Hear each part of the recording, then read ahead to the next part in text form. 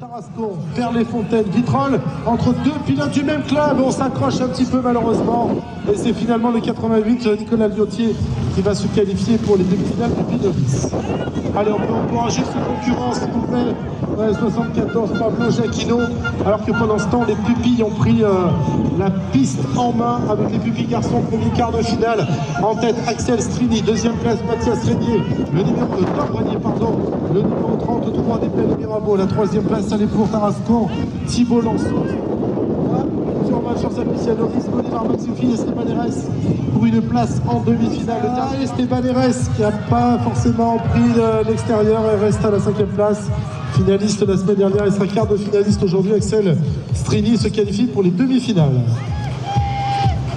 Ouais, c'est le numéro 410 des pupilles garçons avec le deuxième quart de finale.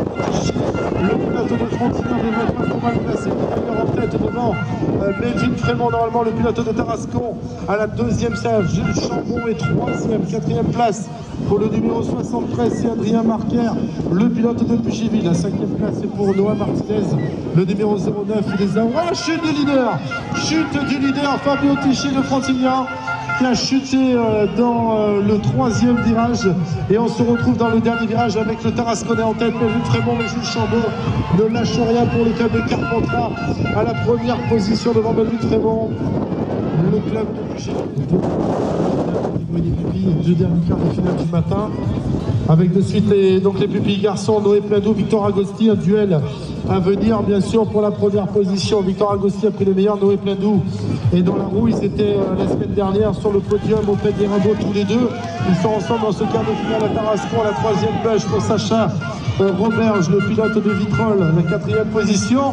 Pour voilà, c'était surprise là-bas, Florimond Casanova, le pilote de Traite, c'est celle Victor bagarre avec un Tarasconnais, Guillaume Guenot, qui va essayer d'aller récupérer une place en demi-finale sur sa piste. Victor Agosti descend, le demande de Pladou, de les Fontaines, Sacha Roberge, et voilà, ça passe peut-être pour le pilote de Tarascon, Guillaume Guenot, qui va essayer de se qualifier, mais Florimond ne lâche pas, regardez-le, il remonte à la 4e position.